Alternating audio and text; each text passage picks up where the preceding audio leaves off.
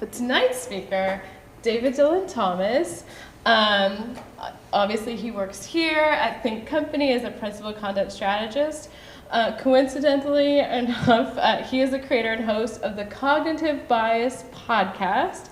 He's done over 100 episodes, so he knows quite a bit about cognitive biases.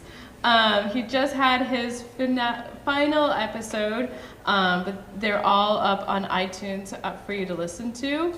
And you're all really lucky tonight. He's given several standing room only presentations, not to mention at Confab, in relation to Christina Halverson, but at South by Southwest, and he's doing that again this year, presentation there, and many others. So I am very excited, and let's give a warm welcome to David.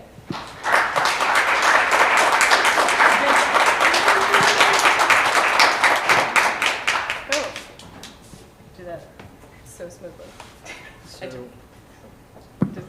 So this is the part where we transfer computers. It's very exciting.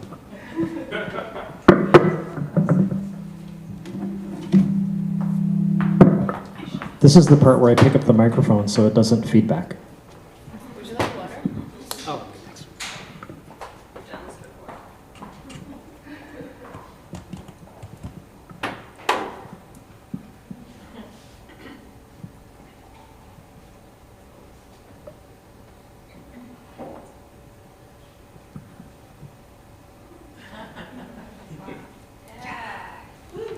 Let's hear it for HDMI cables. And now we check and see if the closed captioning works. Do people know about this? So if you have your slide deck on Google Slides, there's a little CC button you can press, and when you're giving a presentation, automatically translates and does a pretty good job, right, of what you're actually saying. So that's just pro tip if you ever want to make your decks more accessible. So, one more thing to test. Does the clicker work? It's a brand new clicker. Yes! All right, so let's get started. We are here to talk about fighting bias with content strategy, using mental shortcuts for good instead of evil. If you want to learn how to use them for evil, that's a different talk. We can do another time, but tonight we're going to talk about using them for good. If you are the type of person who likes to tweet during a talk, which I encourage, the hashtag for this talk is #FightBias. So I am David Dylan Thomas, content strategy advocate at Think Company. I've already kind of told you about Think Company, but let me tell you about the other thing that I've been up to, which is I created a podcast about cognitive bias called, wait for it, the Cognitive Bias Podcast. So I want to tell you a little bit about how I came to actually do that. And it all goes back to a talk by Iris Bonnet called Gender Equality by Design. This is an amazing talk. I saw her give it South by Southwest. It's actually on YouTube now. You should definitely check it out. In fact, if you left the room right now and watched it, I wouldn't feel bad because it's that good a talk. It's way better than this talk. But one of the things she talked about is this idea that a lot of racial bias, gender bias that we see in the world isn't necessarily somebody waking up in the morning and saying, I hate black people, I hate women. A lot of it is just pattern recognition. And what I mean by that is, let's say that you're a hiring manager and you need to hire a web developer. And the first image that comes to your head when you think web developer might be skinny white dude, right? And that's not because you actually believe that a skinny white dude makes a better developer than a woman. You don't. You voted for Obama and Hillary, for crying out loud. But the pattern that has been built up over your life, things you see on TV, things that you see in the offices that you've worked in. That pattern, right, fits skinny white dudes. So if you see the name at the top of a resume that doesn't fit that pattern, even without thinking about it, you start to give that resume the side eye, right? So when I realized that so much evil in the world could come down to something as simple and, dare I say, human as pattern recognition, I decided I need to learn everything I can about cognitive bias. And so I did. This is the Rational Wiki page for cognitive bias. There are about 100 or more on there. And I realized I am not going to learn all of these in a day. So I learned one a day. Every day I would look at another bias, learn about it, next day the next bias, and so on. This turned me into the guy who wouldn't shut up about cognitive bias. And eventually my friends were like, please, Dave, just get a podcast. So that's what I did. So it's worth actually asking the question, what is cognitive bias? And essentially, just to get through the day, your mind has to make so many shortcuts, right? Because you have to make something like 1 trillion decisions a day. Right now I'm deciding where to step, how to hold the mic, where to avert my gaze, how to actually say each word that's coming out of my mouth. And if I had to think carefully about every single one of those decisions, I would just dissolve into a puddle of goo right here. So thankfully, your mind actually does a lot of this on autopilot. The problem is sometimes those shortcuts lead to errors, and those errors are what we call cognitive biases. So here's a fun one. It's called illusion of control. If you are playing a game that involves rolling a die, and you need a high number, odds are you'll roll that die really hard. If you need a low number, you'll roll it really softly. And we all know it makes zero difference how hard you throw that die, right? But we like to feel like we have control in situations where we have no control, and we embody that desire for control by how we throw that die. There's a fun one called reactance, and it is the you can't tell me what to do bias. By the way, that super loud noise, we deal with that every day, oh my God. So you'll tune it out eventually. But reactance is the you can't tell me what to do bias. And the way it sometimes manifests itself is, if I put a sign on that wall that said, please do not write on this wall, but I put a sign on that wall that said, under no circumstances should you write on this wall. Which wall do you think will get the most graffiti, right? So there's a weird way this plays out in a neat little experiment where you have a hallway, and at the end of the hallway there is a table with a bunch of candy on it, all different brands of candy. And you say, hey, go down the hallway, take 3 pieces of candy, whatever candy you want. In a normal situation, someone will go down that hallway, and if their favorite candy is Kit Kat, they'll get 3 Kit Kats, come back. The other group goes down a weirdly narrow hallway. And when they get to the end of the hallway, they are more likely to pick 3 different brands of candy, even if they aren't their favorite. And what they think is going on here is that weirdly narrow hallway is making them feel like their choices are being taken away. So when they get to the end of that hallway, they will manifest their independence in the only way they can by, damn it, getting 3 different pieces of candy. We are so weird. One bias that I think is very important for designers to understand is called survivorship bias. And it's basically when you judge the world by the winners and kind of forget about the losers. And a really good illustration of this bias is a guy named Abraham Wald. Abraham Wald was an extremely smart man, a PhD, who was a Jewish man in Austria in the 1930s, and that was not a good time to be a Jewish man in Austria. He managed to get out in 1938 before the Nazis rolled in and came to America. So he's a refugee living in America, and he's a very smart dude, and the army realizes this and they ask him to join a bunch of other scientists who are trying to figure out, hey, our planes keep getting shot down, where can we put more armament on these planes to make sure they don't get shot down? And a lot of the scientists looked at the planes, looked at the bullet holes, and said, well, of course, put the armament where you see all those bullet holes. And our man Abraham took one look at that and said, no, you need to put the armament where you don't see the bullet holes. Can anybody tell why? The planes that they were looking at were the planes that made it back. The planes they needed to worry about were the planes that got shot up so bad that they never made it back. The people in the room were judging the outcome by the survivors. They weren't thinking about the rest. He realized, oh, the ones who didn't make it back were obviously shot in all the places that these were not shot. That's where you need to put the armor. And I kind of learned a lesson about this myself in design. One of the very first jobs I had was to help with a website homepage. And we came up with what I thought was a beautiful homepage. And I was like, oh, the client is gonna love this. And the client did not love this, right? And we went 5 or 6 more rounds before we settled on something that actually made it to the web. And I realized, wait a minute, How much of the web that I look at every day is actually the 5th or 6th choice? How much of the built, designed world around us is actually what managed to get through committee and fit in budget on the time scale and was like not even remotely what was originally intended? And we walk around with this illusion that everything we see was the original first choice that one person made, but that's almost never the truth. Confirmation bias is a bias that I think we're all familiar with, and it's exactly what you think. You get an idea in your head of how the world works, and all you will do after that is look for evidence to confirm what you believe. And if you see anything that disconfirms what you believe, you say fake news and move on. One of the most powerful examples of this came during the Iraq War. So the whole notion of the Iraq War was, we need to go in there because Saddam has weapons of mass destruction, we need to get him before he gets us. Very compelling argument.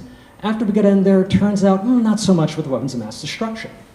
Now, as early as 2004, the President of the United States, who had been saying that there were weapons of mass destruction, was already walking that back and saying, yeah, not so much. However, fast forward to 2015, 51% of Republicans still believe there were weapons of mass destruction in Iraq. 32% of Democrats still believe there were weapons of mass destruction in Iraq. And if you were watching Fox News, which was a station that was going to confirm most of your beliefs, you're at about 52% for believing that there are still weapons of mass destruction, that there were weapons of mass destruction there. We're going to come back to this one. Now, these biases are very, very difficult to combat because, for one thing, you probably don't know you have them. In fact, there's a bias called the bias blind spot where you think you don't have any biases, but you're sure everybody else does. So I'm working on a book about this now, and so I kind of had to go back and fact check some of my figures. So this used to say that 90% of cognition happens below the threshold of conscious thought. It's actually 95%. So much of your life is going on autopilot. So many decisions you're making without even realizing you're making them. So if anybody ever asks you why you did something, the most honest answer you can give is, how the hell should I know? Even if you do know, and this is the most frustrating part, after studying like over 100 biases, almost all of them work this way, where even if you know that you have the bias, you will still do it. So there's a bias called anchoring.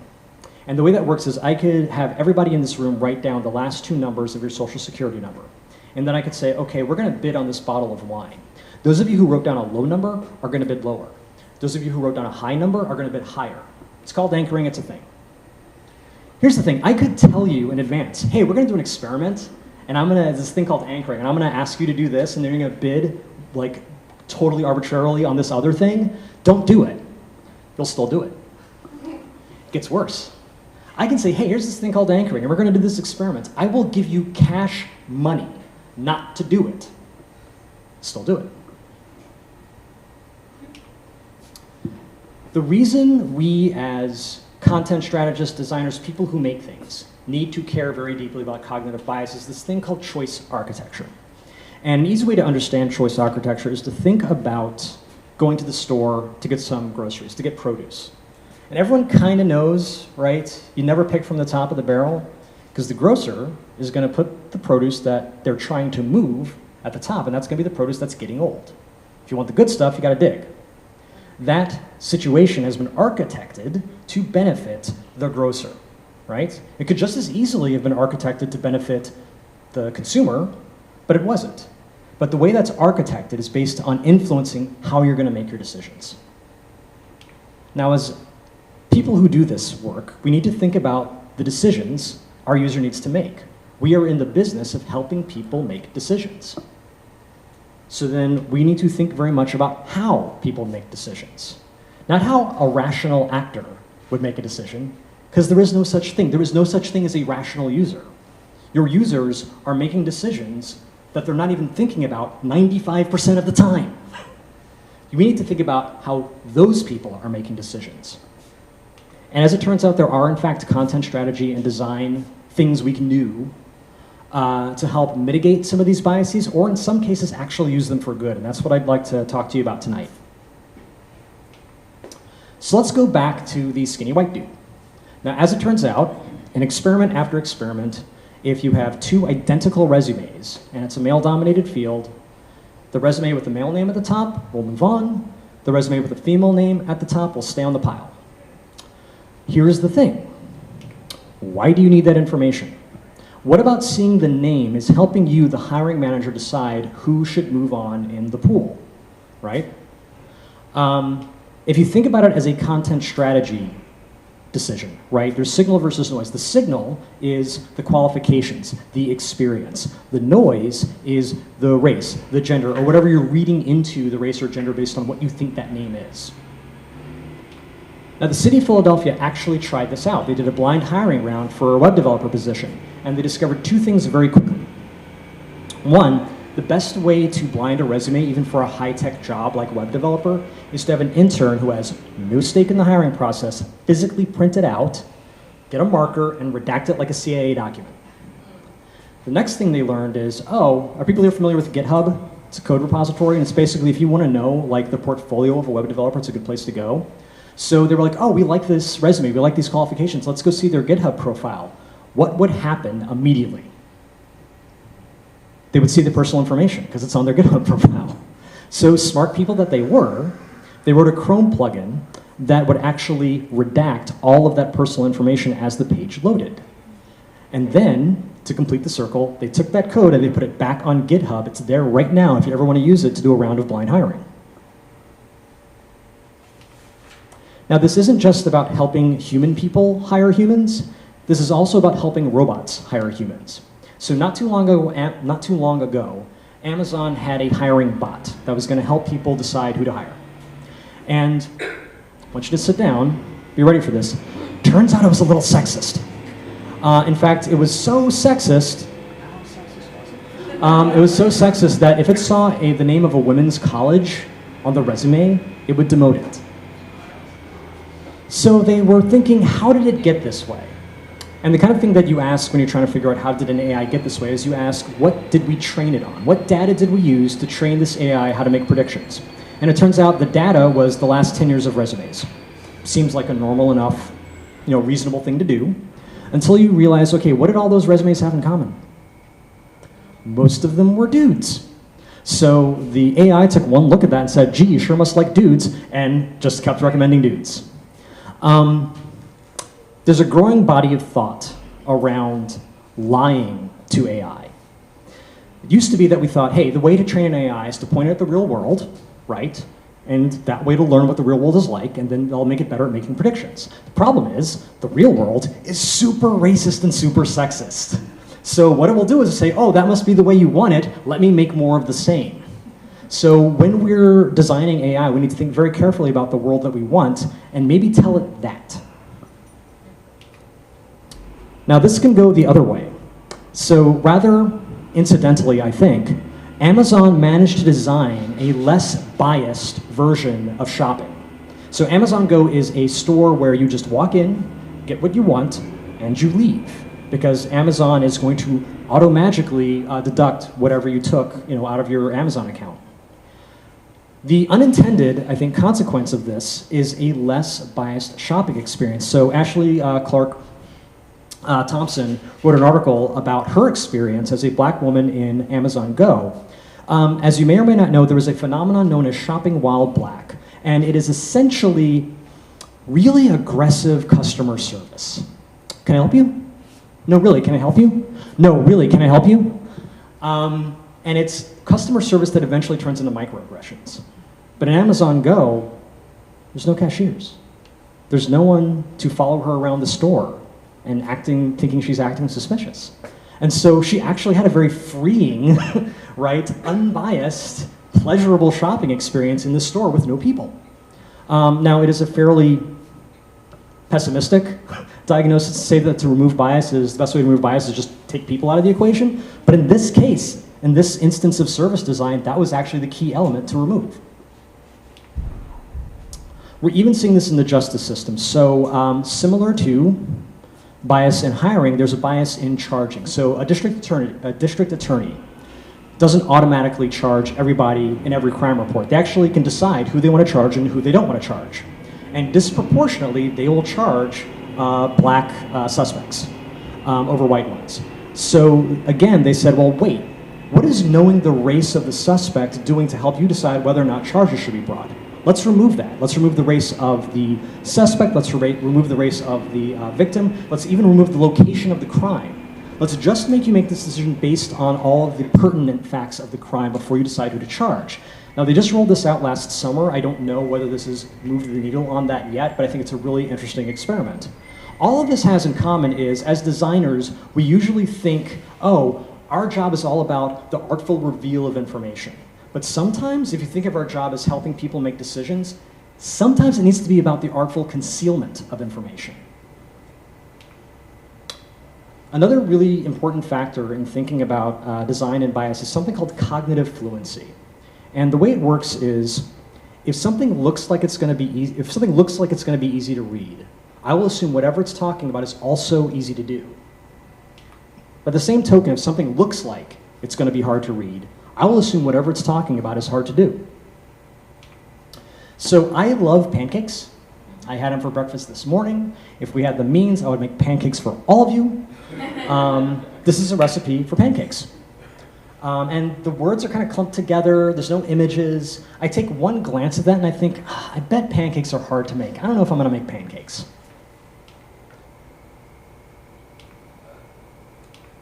Nope. Well, let me describe to you what you would be seeing if that slide worked. Picture, if you will, now, big images of pancakes with little blurbs of text, right? I would take a look at that and I would say, I bet pancakes are easy to make. I think I'm going to make pancakes.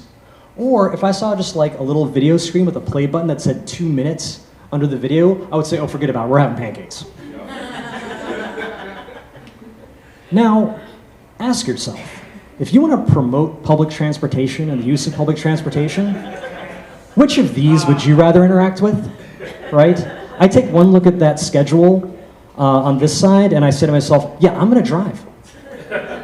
I look at this interface for, oh, just tell me where you want to go, and I think, oh, I bet it's easy to get to downtown Philly using public transportation. So everybody needs to vote one way or another. Make up your minds.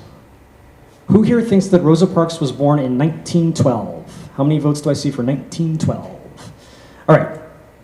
How many people here think that Rosa Parks was born in 1914? How many votes do I get for 1914? All right. I think I see slightly more for 1914. You are both wrong. It was 1913. Come on, people. It's Black History Month. Come on. You only get 29 days. So usually people vote for 1914, and the reason people usually vote for 1914 is because if it is easier to read, we think it's more true. It gets worse. If it rhymes, we actually think it's more true. And this has consequences. Right? Now, what's going on here is we like things that are easy to process because we like certainty. One thing I've learned by looking at bias after bias is what it is solving for is certainty. We love certainty, we hate uncertainty. We will throw logic under the bus to get to certainty. We will throw other people under the bus to get to certainty. That's what stereotyping is. It is way easier for me to assume that all black people are the same, so when I see a black person, I can make a snap judgment. That's much less processing to do than I have to actually, oh my God, you're a human being with complex issues. I'm a busy person with things to do. Don't make me do that. So, things that rhyme, things that are easy to read are easier to process, and it's so much easier to believe those things are true. If I were to ask you, what did you get for your 5th birthday? You might not remember very clearly. And if I said, oh, I bet you got a truck, you'd be like, I don't know about that. I can't really remember. If, on the other hand, I asked you, how did you get here tonight? You'd be able to tell me pretty clearly. Because it's easy to remember, it's easy to process, and you would be much more sure that it was true. So in our minds, we take easy to process and we equate it with more likely to be true. This becomes very important when there are things that our users need to believe.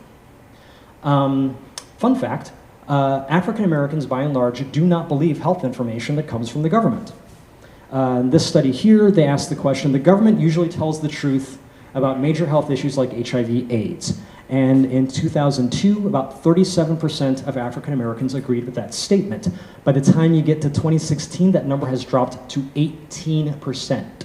Now, we could do a whole other talk about why African Americans very legitimately have concerns about health information that comes from the government, but this is information that could save lives. So if it needs to rhyme, if it needs to be written in big, clear fonts, so be it.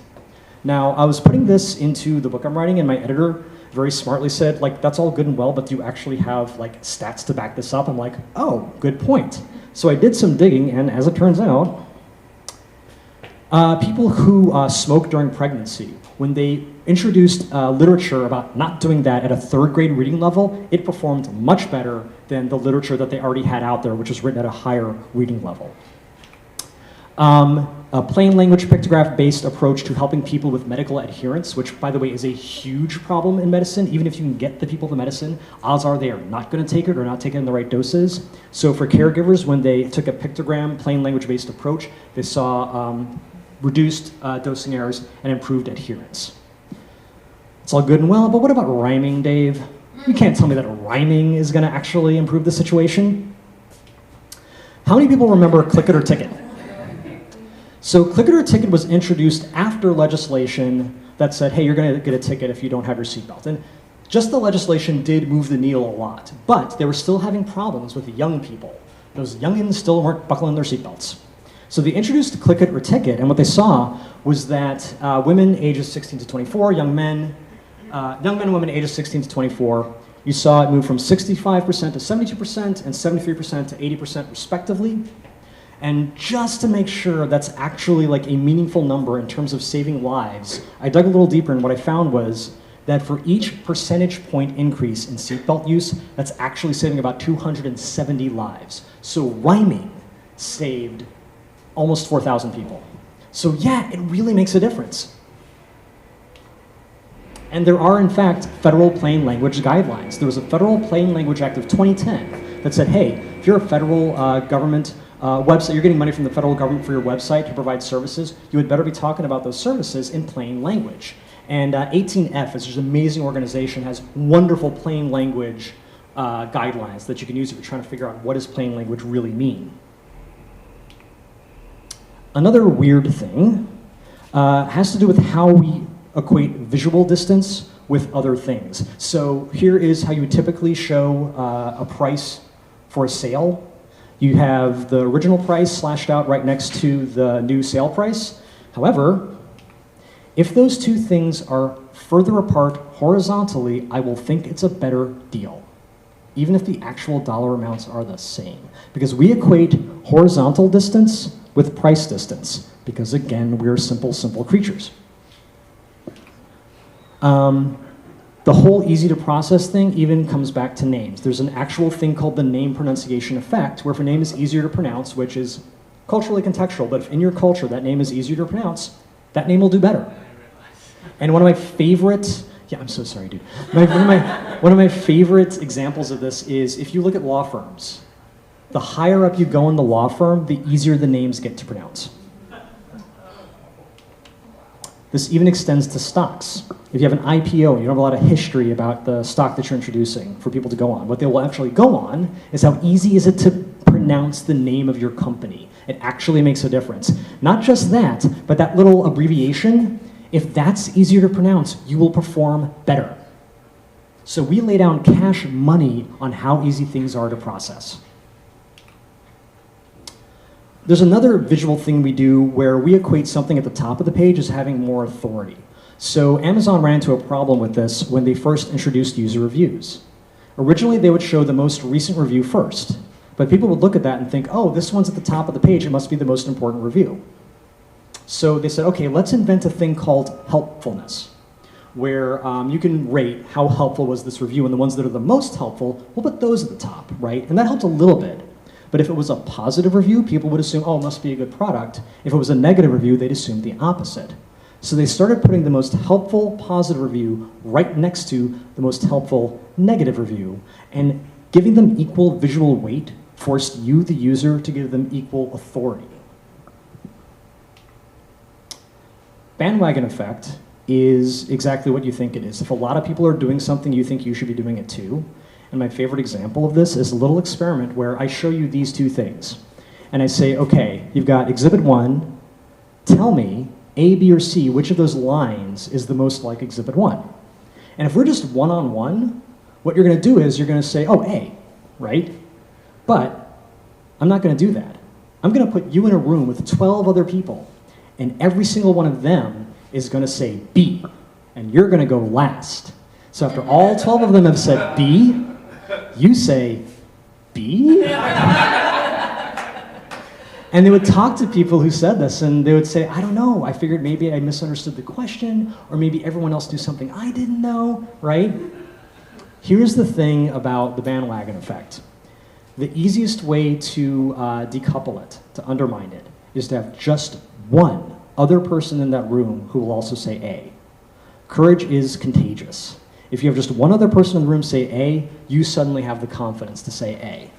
Now, the way this plays out for us is, if we are doing any kind of community-based website where people need to make decisions out in the open, but honestly, you need to make sure that the dissenters have line of sight to each other, or that nobody has line of sight to each other. And if you're running like an exercise or a workshop where people need to collaborate on a decision or give their honest opinion, let's say it's a retrospective, and you have to have 10 people in a room, and you have to ask them, okay, this project we just did, what worked, what didn't work, what can we do better next time? Typically, people will walk in there and be like, okay, raise your hands, like, tell me, what do you think worked on this project? Problem is, if there's a highly paid person in that room and they raise their hand and said, well, I think X went great, and someone else in the room doesn't think X went great, they're not gonna say anything, right? So instead, what you do is you have everybody just write down on stickies what they think went well. And then you take those stickies and you put them up on the wall, right? And now people have the confidence to say what they want because they haven't heard 12 other people say something different. The framing effect is, in my opinion, the most dangerous bias in the world. It starts out very harmless. So let's say I go to a store and I see a sign that says beef 95% lean. Right next to it, there's a sign that says beef 5% fat. Which beef do you think people are going to go for? It's the same thing. It's exactly the same thing, but I framed it in a way to make one of them seem more appetizing.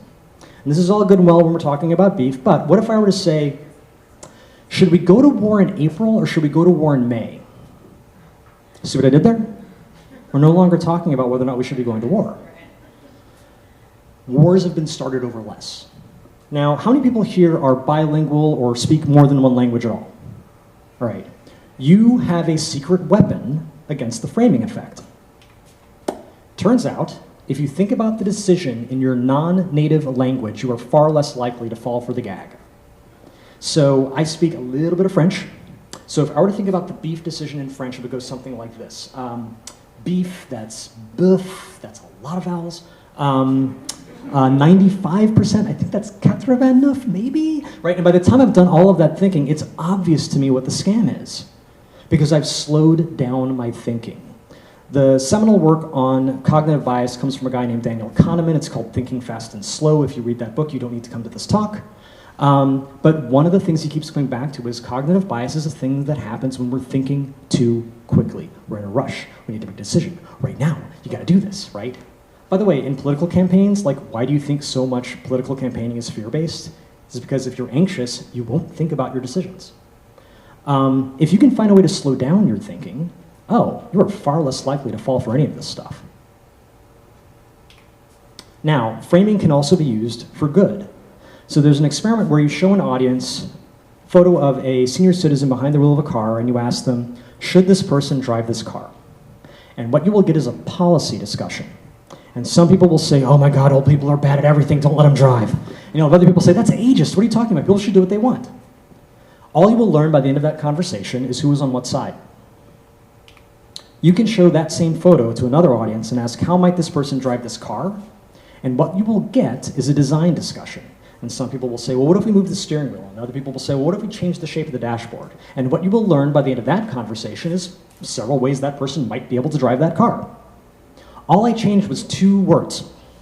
And the entire hour of discussion was completely different. And what I learned was completely different. This, by the way, is why designers love how might we questions, because they're solutions-based, not argument-based. I can even go one better. What if I asked, how might we do a better job of moving people around? Because that's why the guy was in the car to begin with. He was here, and you want it to be there. And if I frame it this way, things like public transportation are on the table. They've seen this in experiments too. So another area where unfortunately women and people of color are discriminated against is in course evaluations. When students evaluate courses they've taken, women are generally rated lower than their male counterparts. So University of Iowa said, let's try this. And for one group, when they were sending out the message about, hey, please take this survey to rate your course and rate your teacher, they had 2 paragraphs, very short at the beginning, that basically said just that. Hey, just so you know, this is generally an area where women are discriminated against. The people who got that messaging, that framing around the survey, generally rated female teachers higher, and the courses that they taught higher than the ones who did not get that messaging. Are people here familiar with the term dark patterns? Okay, so for those of you who are not familiar, this is a dark pattern. Does it seem like you have to fill out the email form? Right? They've scrunched it between a privacy disclosure and a CAPTCHA, 2 things that we historically think, oh my God, I have to fill that out or I won't be able to go forward. And then they just slide in this email thing, which you do not have to fill out and you do not want to fill out, but they want you to fill it out. This is a dark pattern. I'm trying to trick you into doing a thing that is not in your best interest, but is in my best interest. It's a fairly straightforward example. However, there are less straightforward examples. So there's a thing called choice supportive bias. And it's based on the idea that we never make decisions in a vacuum, right? We're always comparing one thing to another. So you can see this in a used car lot. And for some reason, like almost every bias example involves a used car salesman. But this one, you come onto the lot, and I kind of size you up and I figure out how much I think you're willing to spend and what I think I can get you to spend. And so what I'll do is I'll show you a car that is very nice, but way outside your price range. And I know you're going to say no, and you say no. Then I'm going to show you a piece of crap. And it's within your price range, but I know you're not going to like it, and you don't. You say no. And then I show you the car that I want you to buy. And it's a car that's a little better than the piece of crap. And I'm able to sell it to you now for a price higher than you thought you would be willing to go. And I did it because of the order in which I showed you the cars. I've given you points of comparison that make it more likely for you to pick that car. Now, is this a dark pattern? I got what I wanted. You bought the car. You got a car, maybe for more than you were willing to pay, but you got it. Now, this may seem very divorced from the world of digital content until it's not. How many times have we seen this pattern? There is clearly a choice that the company wants you to make. Is it the best one for you? Maybe, but the design sure thinks it is. So that's a discussion for another time, and maybe after we're done we can talk about this in length. But when I did have this discussion at UX Copenhagen, one of the ideas we put forward is, if you're willing to disclose why you have designed this in the way that you have designed it, maybe it's not a dark pattern, right? So if I'm the used car salesman, and the second you get on the lot, I'm like, hey, let me tell you what's going to happen. I'm going to show you this car, and then this car, and then that car. And this is why I'm going to do that. Are we good? I have nothing to hide. I'm not ashamed of the choice architecture I've created. So that might be one test we can use when we try to think about what is or isn't dark. I'm going to close now by talking about our own cognitive biases. And these are the ones that really get you. Because these are the ones you don't even know you have, but they're by far the ones that are most dangerous for your users. First one is called notational bias. And it's when you kind of embed yourself in the things that you're writing without even knowing it. So I used to play saxophone growing up, and I had to learn how to read sheet music like this.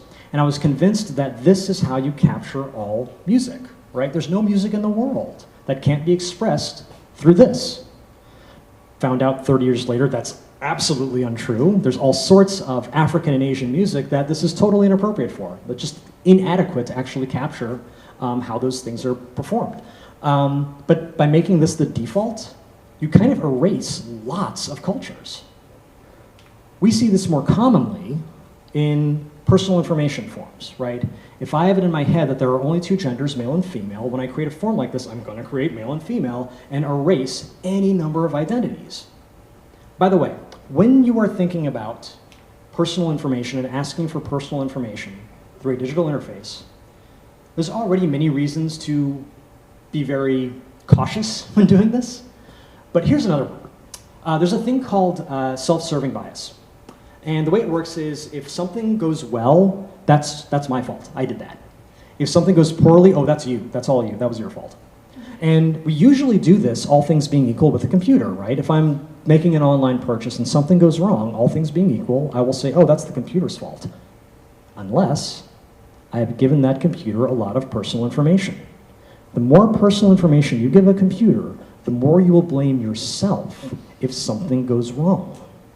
So every time we ask our users to give personal information, we are potentially engendering a very bad dynamic, an unhealthy relationship between people and technology.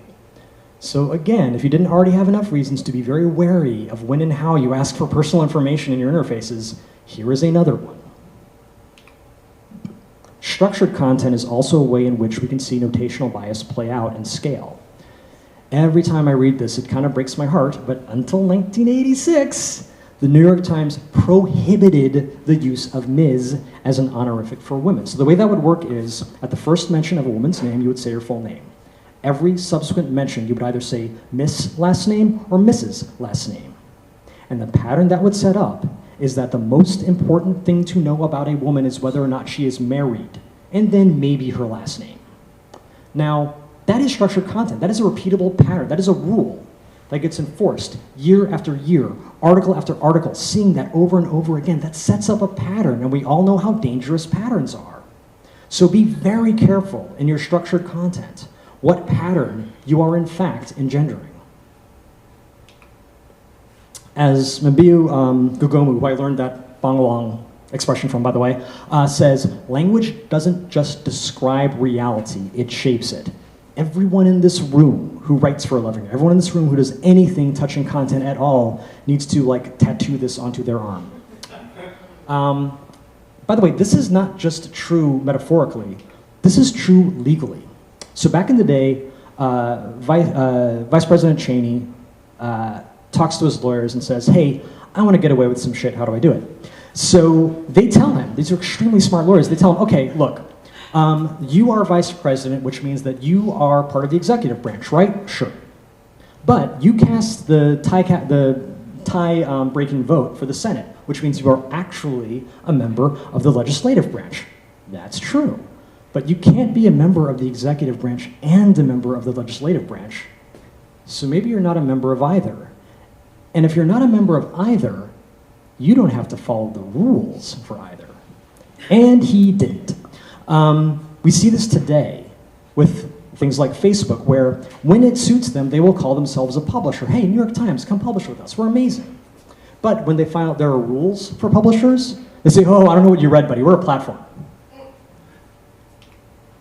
Now, there are tools to help us think about how to write about people that usually don't get much say in how they get written about. So Radical Copy Editor is a great resource for learning about different terminology, who's allowed to use that terminology, the best uses for that terminology. There are resources out there to help with this. Also, Textio, if you're trying to write a job description that's more inclusive because not everybody wants to be a rock star or a ninja, they're a really good resource for this as well. There's a great thing that exists in other languages, but unfortunately does not exist in the English language, and it's called evidentiality. And the way it works is in English, we use a verb tense mostly just to talk about time, when something happens, right? Bob went to the store, Bob is going to the store, Bob will go to the store. That's about it. Other languages make verb tense do much heavier lifting. So there are some languages where the verb tense tells you how I know that Bob went to the store. So there's one tense for I physically saw Bob go to the store. There's another verb tense for someone told me that Bob went to the store. And there's a whole other tense for like I read on Reddit that Bob went to the store. But the point is, I can't tell you that Bob went to the store without also telling you how I know Bob went to the store. Now in the world we live in today, imagine how powerful that would be. How much hesitancy you might have about posting something if the only way you could post it is by also saying how you knew it was true. It would be a great thing to have in English, and I think there are design things we can do to kind of nudge that.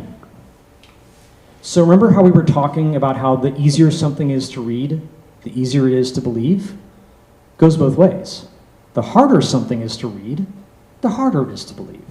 So this is an actual article about the first teaser trailer that came out for the new 007 film, and the first paragraph is more or less confirmable facts. This is the name of the film, this is in it, who's in it. Second paragraph is literally a rumor about why the first director got kicked off the set. First paragraph is easy to read, because it's true. Second paragraph is harder to read, it seems less believable, and it should seem less believable. It is a rumor. So I encourage all of us to start playing with this bias to produce a world that has a little bit more evidentiality in it. Told you we were going to come back to this. So for a long time, I completely misunderstood the scientific method. I thought it went like this. I have an idea about how the world works, and I will test that idea.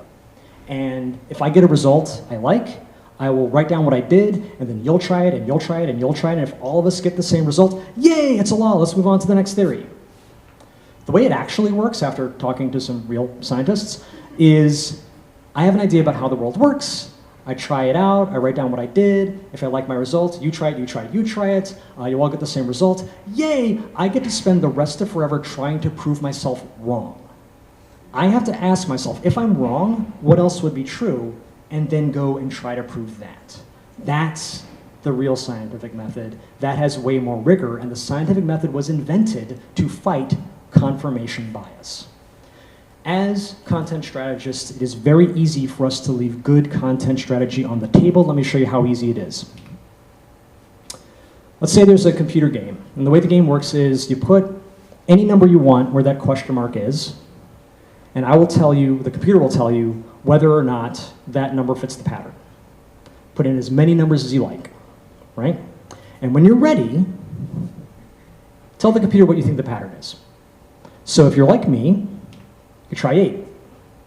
And the computer says, congratulations, that number fits the pattern. Would you like to try another number? And if you're like me, you say, hold my beer. It's even numbers. And the computer says, you're wrong. And the reason I'm wrong is because I didn't try this. The pattern is every number is higher than the number that came before it, which is a much more elegant solution and much easier to code. But I never got there because I was so in love with my even numbers idea. God help us if we manage to come up with a design or a strategy that our client loves, and we haven't actually looked at all the options yet. There are tools to help avoid that outcome. So one of them is a method that both the military and journalists use, and I love that. It's called red team, blue team. And the way it works is you have a blue team who's going to go through the research, go through most of the initial design, and get it to a point where it's a thing that you can look at. And then, for one day, you have the red team come in. And the red team's job is to go to war with the blue team. They're there to find out every little missed opportunity, every little potential harm, every little thing that the blue team missed because they were so in love with their idea. And what I like about this is it's fairly economical, right? I don't have to tell my COO, hey, guess what? We have to start spinning up 2 teams for every project now, and they got to check each other's work every day. No, I need one team for one day to make it less likely that something harmful is going to go out in the world. Another fun tool to use here is called speculative design. How many people here watch Black Mirror? All right, so you know what I'm talking about, right? Black Mirror, for those of you who haven't seen it, is basically like the Twilight Zone for technology, right? You have some near future tech, right? And you tell a story about how that tech would actually get used by real human beings, and it is always horrible. The way the showrunner puts it is it's about powerful tech used by weak people. So this is actually a good design tool to the point where I think it should be a law that anybody who's developing a new technology should have to write a Black Mirror episode about it. Like, think how much different Twitter would have been. But yeah, so this is a way to think about the unhappy path of your design, to abusability test your design.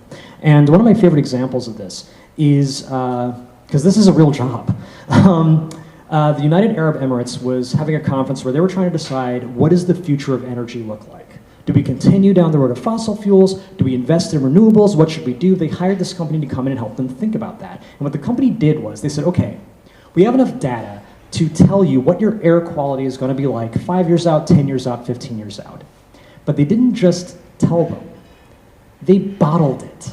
They actually came up with the chemicals and bottled that air. And then they made them try to breathe it. And by the time you got to 10 years out, it was straight up unbreathable. Now, causation or correlation, by the time that conference was over, the UAE announced, hey, we're going to invest billions with a B in renewables. The last bias I'm going to talk about is called the déformation professionnelle.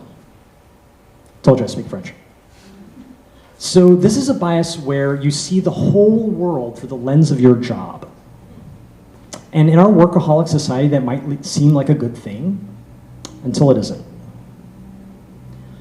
So the paparazzi who ran Princess Di off the road probably thought they were doing an amazing job. And technically speaking, they were. Technically speaking, they were getting very difficult to get shots that were going to get them a lot of money. What they were not doing a good job of was being human beings. When the former chief of police of Philadelphia took the job, he asked the officers under his care, what do you think your job is? And most of them would say something like to enforce the law. And he would say that is a reasonable enough answer, but what if I were to tell you your job is to protect civil rights? Now that encompasses enforcing the law, but it's a harder job. But it's a definition of the job that gave them permission to treat each other like human beings and to treat other people like human beings. In fact, it gave them a mandate to treat people with dignity. So I will submit that our jobs are harder than we think. Our jobs as content strategists is not simply to make cool shit. And we need to come up with a definition for our jobs that allows us to be more human to each other. People are already working on this in the design world. There was a little red book. We've actually got some copies around the office here. A design ethics book that Mule Design put together. That's basically a Hippocratic oath for designers. A first, do no harm. And it's full of things like a designer is first and foremost a human being. What a concept. We also see the Marcula Center for for Applied Ethics, who are basically taking. I was having a conversation with a design ethics professor. There are like 5 of them in the world, but there are design ethics professors. And I was talking to him about like how we think that these tech ethics problems are brand new. Oh my God, what are we going to do? What a self-driving car is to choose between hitting 1 person or 5 people. Who could have ever imagined such a scenario? It's the trolley problem. It's been around for hundreds of years. Go watch The Good Place. Come on. So people have been studying these things for literally thousands of years. We just haven't been paying them very well. So Marcula Center does a good job of taking some of those basic ethical frameworks and turn them into a decision tree for making your designs more ethical. There's also, I love this, the Tarot Cards of Tech.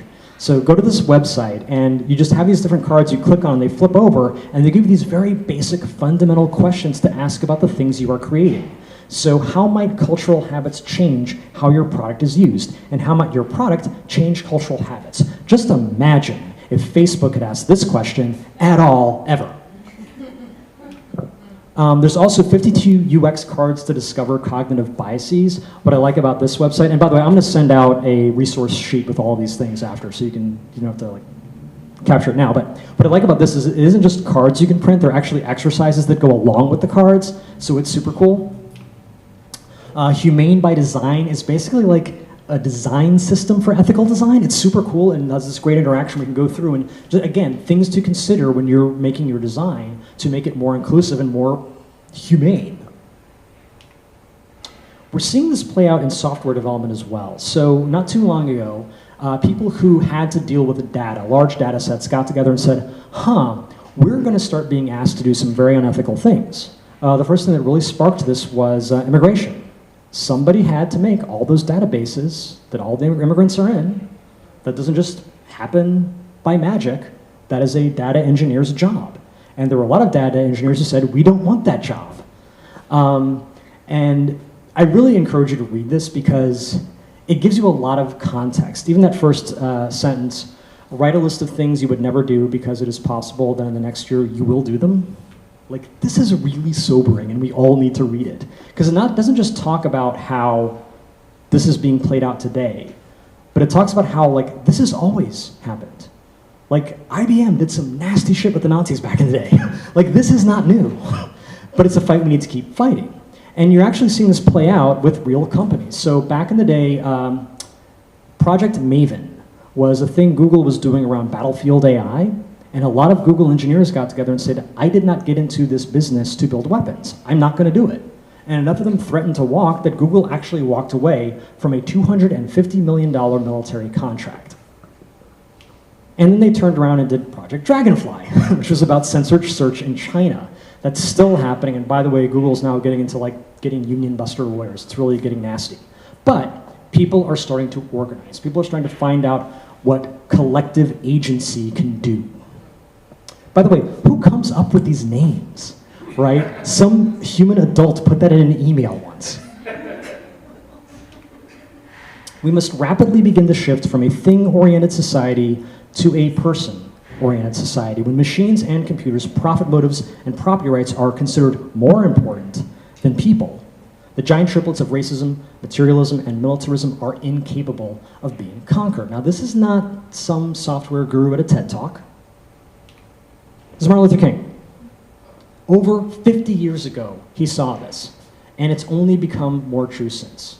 So what I'll ask us tonight is, how can we define our jobs in a way that allows us to be more human to each other? Thank you.